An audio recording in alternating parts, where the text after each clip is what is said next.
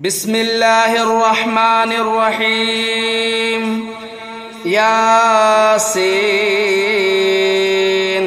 والقرآن الحكيم إنك لمن المرسلين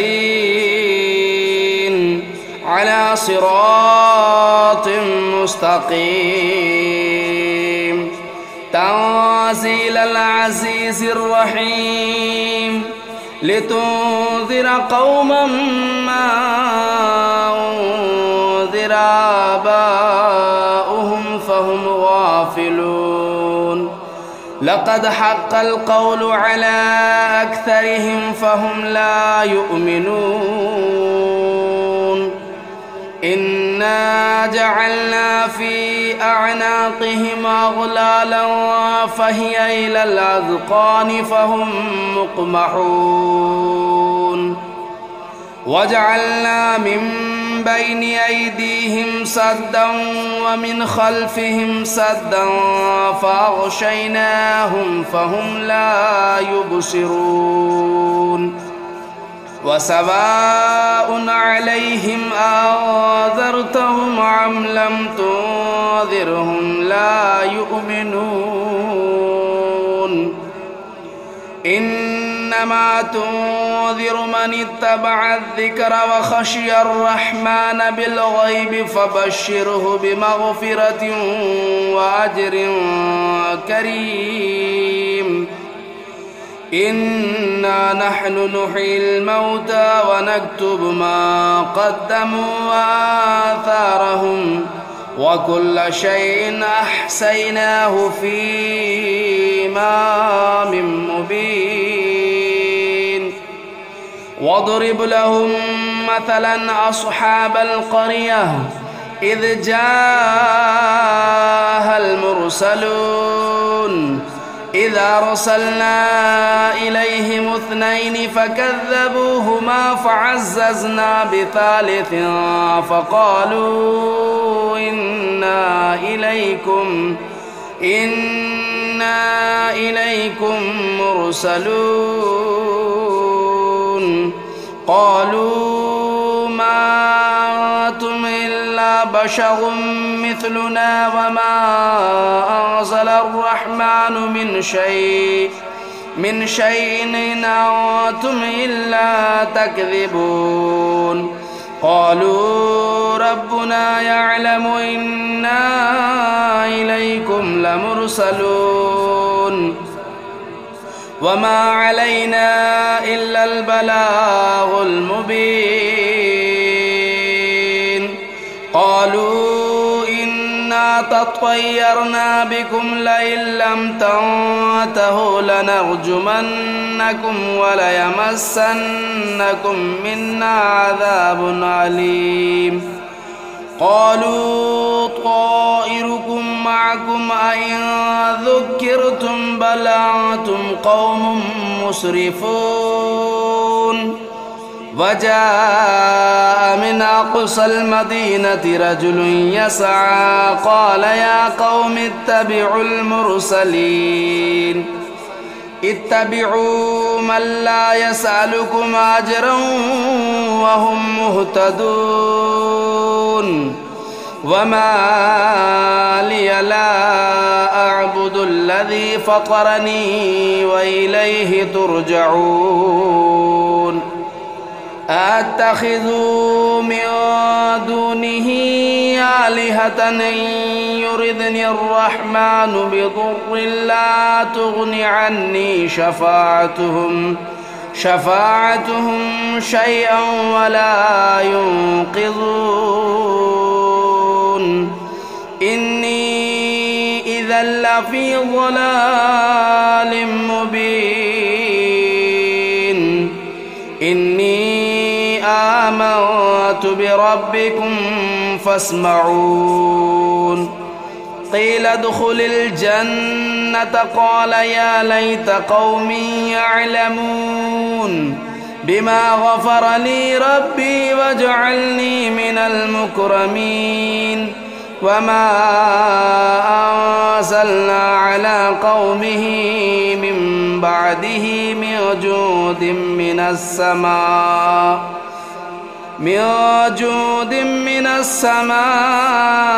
وما كنا منزلين إن كانت إلا صيحة واحدة فإذا هم خامدون يا حسرة على العباد ما يأتيهم من رسول إلا كانوا به يستهزئون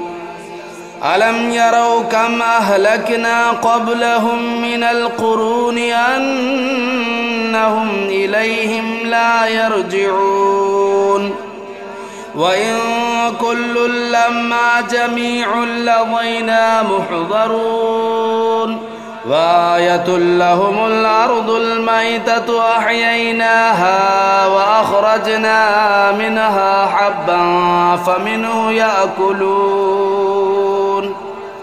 وجعلنا فيها جنات من نخيل وأعناب وفجرنا فيها من العيون ليأكلوا من ثمره وما عملته أيديهم أفلا يشكرون سبحان الذي خلق الأزواج كلها مما تنبت الأرض ومن أنفسهم ومما لا يعلمون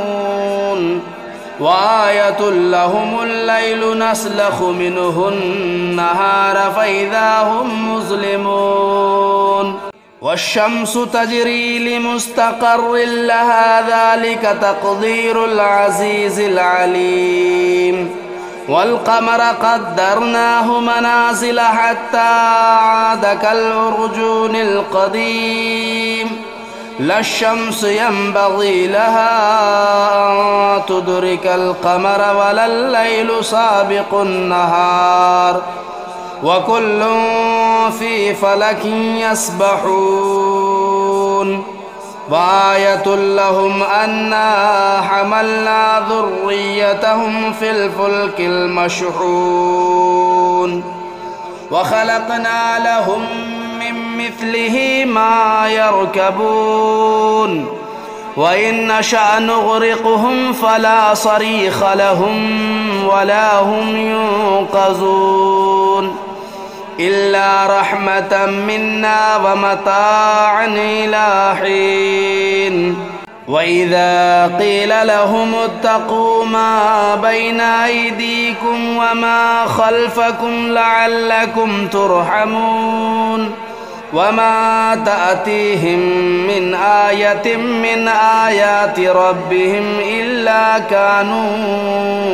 عنها معرضين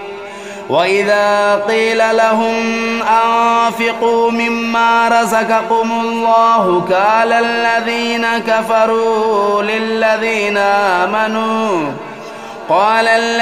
كفروا للذين آمنوا أنطعم من لو يشاء الله أطعمه إن أنتم إلا في ضلال مبين ويقولون متى هذا الوعد إن كنتم صادقين ما ينظرون إلا صيحة واحدة تأخذهم وهم يخصمون فلا يستطيعون توصية ولا إلى أهلهم يرجعون ونفخ في الصور فإذا هم من الأجداث إلى ربهم ينسلون قالوا يا ويلنا من بعثنا من مرقدنا هذا ما وعد الرحمن وصدق المرسلون إن كانت إلا صيحة واحدة فإذا هم جميع لدينا محضرون قالوا يا ويلنا من بعثنا من مرقدنا هذا ما وعد الرحمن وصدق المرسلون إن كانت إلا صيحة واحدة فإذا هم جميع لدينا محضرون فاليوم لا تظلم نفس شيئا ولا تجزون إلا ما كنتم تعملون إن أصحاب الجنة اليوم في شغل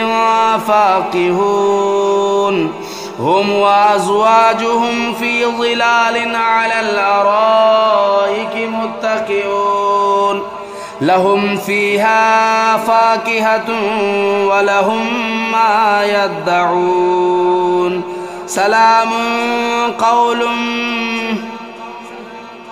سلام قولا من رب رحيم وامتازوا اليوم أيها المجرمون ألم أعهد إليكم يا بني آدم ألا تعبدوا الشيطان إنه لكم عدو مبين وأن اعبدوني هذا صراط مستقيم ولقد أضل منكم جبلا كثيرا أفلم تكونوا تعقلون هذه جهنم التي كنتم توعدون اصلوها اليوم بما كنتم تكفرون اليوم نختم على أفواههم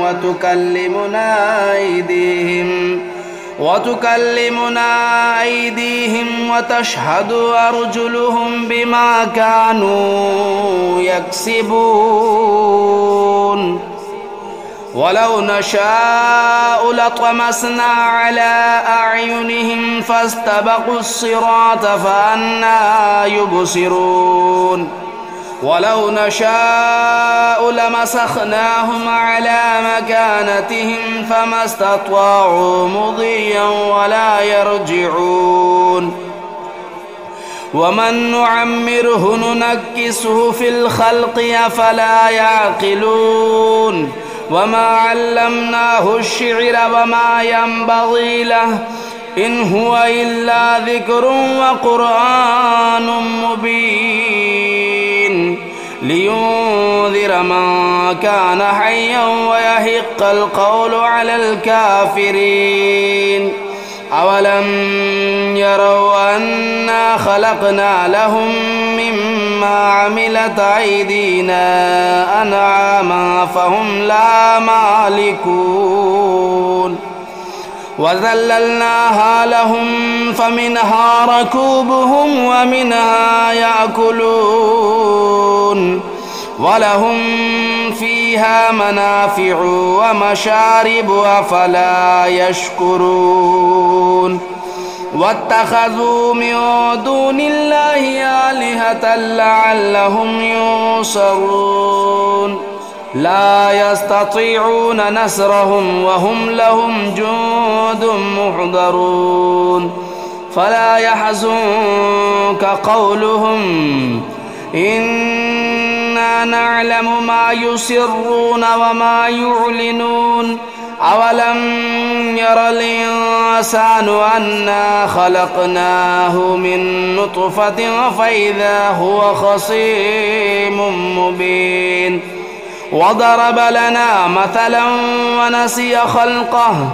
قال من يحيي العظام وهي رميم قل يحييها الذي أنشأها أول مرة وهو بكل خلق عليم الذي جعل لكم من الشجر الأخضر نارا فإذا أنتم منه توقدون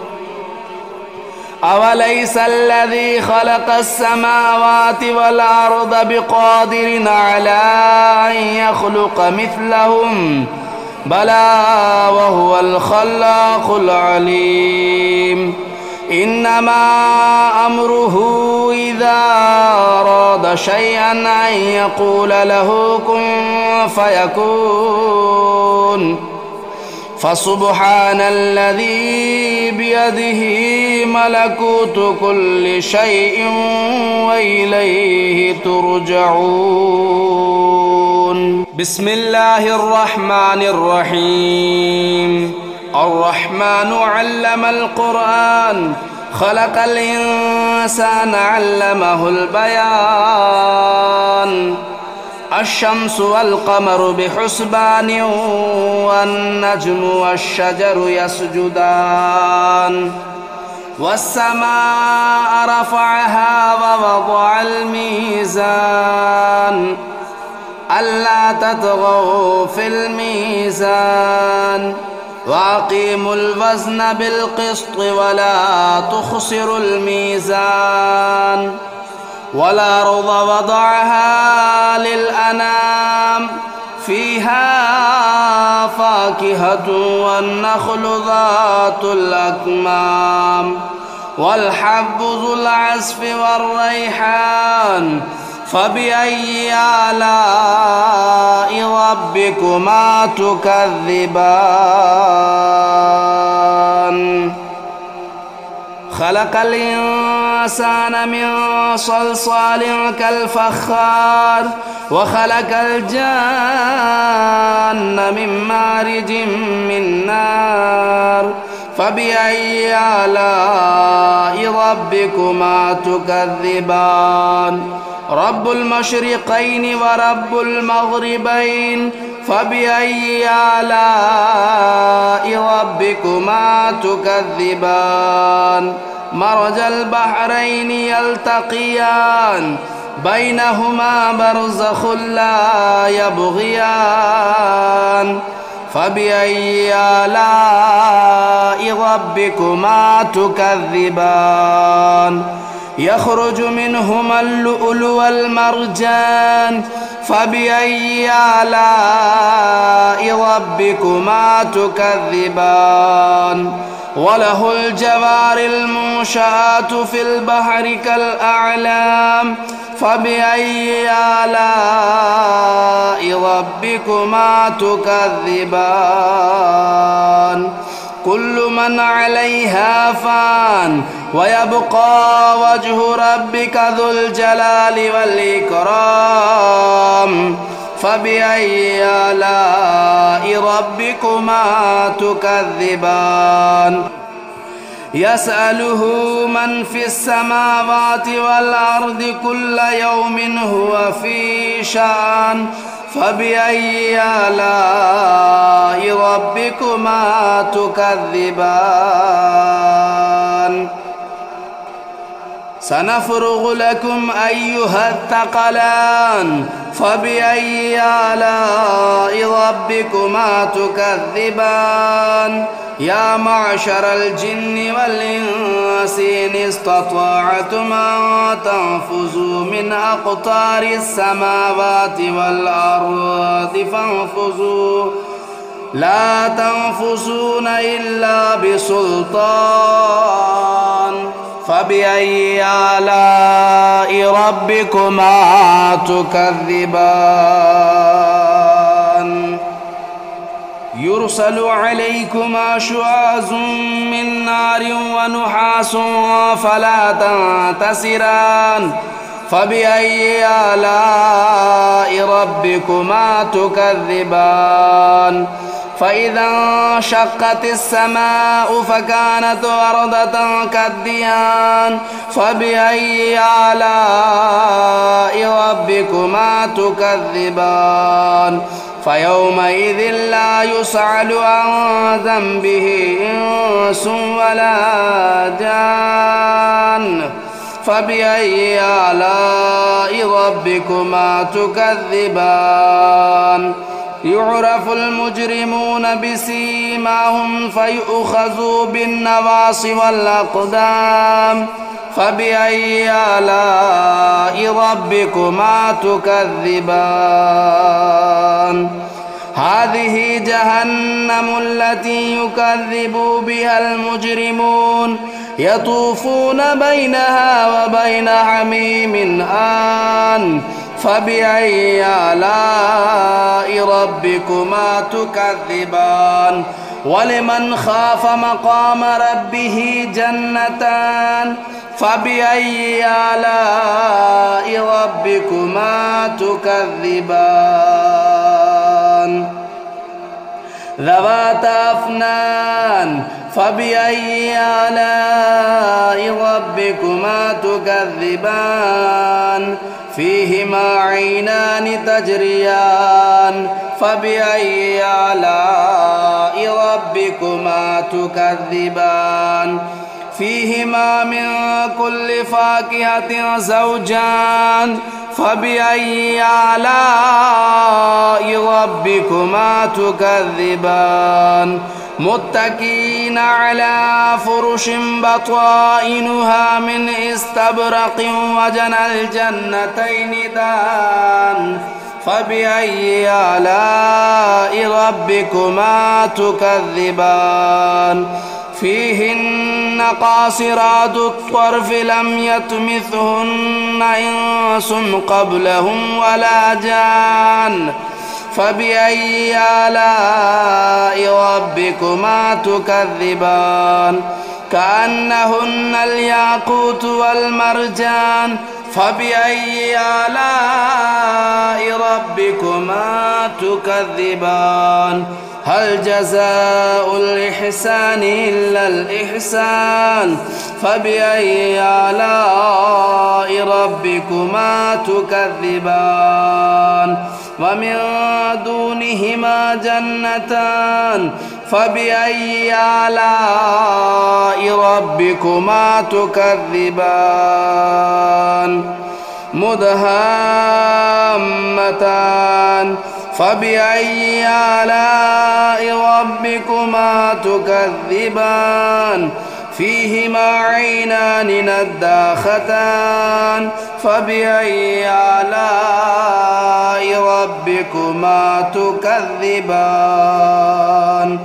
فيهما فاكهة والنخل والرمان فبأي آلاء ربكما تكذبان فيهن خيرات حسان فبأي آلاء ربكما تكذبان حور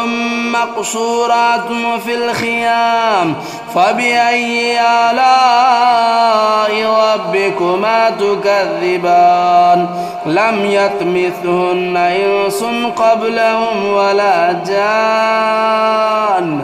فبأي آلاء ربكما تكذبان متكئين على رفرف خضر وبخري حسان فبأي آلاء ربكما تكذبان تبارك اسم ربك ذو الجلال والإكرام بسم الله الرحمن الرحيم تبارك الذي بيده الملك وهو على كل شيء قدير الذي خلق الموت والحياة ليبلوكم أيكم أحسن عملا وهو العزيز الغفور الذي خلق 7 سماوات طباقا ما ترى في خلق الرحمن من تفاؤت فارجع البصر هل ترى من فطور ثم ارجع البصر كرتين ينقلب إليك البصر خاسئا وهو حسير ولقد زينا السماء الدنيا بمصابيح وجعلناها رجوما للشياطين وأعتدنا لهم عذاب السعير وللذين كفروا بربهم عذاب جهنم وبئس المصير إذا ألقوا فيها سمعوا لها شهيقا وهي تفور تكاد تميز من الغيظ كلما ألقي فيها فوج سألهم خزنتها ألم يأتكم نذير قالوا بلى قد جاءنا نذير فكذبنا وقلنا ما نزل الله من شيء إن أنتم إلا في ضلال كبير وقالوا لو كنا نسمع أو نعقل ما كنا في أصحاب السعير فاعترفوا بذنبهم فسحقا لأصحاب السعير إن الذين يخشون ربهم بالغيب لهم مغفرة وأجر كبير وأسروا قولكم أو اجهروا به إنه عليم بذات الصدور ألا يعلم من خلق وهو اللطيف الخبير هو الذي جعل لكم الأرض ذلولا فامشوا في مناكبها وكلوا من رزقه وإليه النشور أأمنتم من في السماء أن يخسف بكم الأرض فإذا هي تمور أم أمنتم من في السماء أن يرسل عليكم حاصبا فستعلمون كيف نذير ولقد كذب الذين من قبلهم فكيف كان نكير أولم يروا إلى الطير فوقهم صافات ويقبضن ما يمسكهن إلا الرحمن إنه بكل شيء بصير أمن هذا الذي هو جند لكم ينصركم من دون الرحمن إن الكافرون إلا في غرور أمن هذا الذي يرزقكم إن أمسك رزقه بل لجوا في عتو ونفور أفمن يمشي مكبا على وجهه أهدى أمن يمشي سويا على صراط مستقيم قل هو الذي أنشأكم وجعل لكم السمع والأبصار والأفئدة قليلا ما تشكرون قل هو الذي ذرأكم في الأرض وإليه تهشرون ويقولون متى هذا الوعد إن كنتم صادقين قل إنما العلم عند الله وإنما أنا نذير مبين فلما رأوه زلفة سيئت وجوه الذين كفروا وقيل هذا الذي كنتم به تدعون قل أرأيتم إن أهلكني الله ومن معي أو رحمنا فمن يجير الكافرين من عذاب أليم قل هو الرحمن آمنا به وعليه توكلنا فستعلمون من هو في ضلال مبين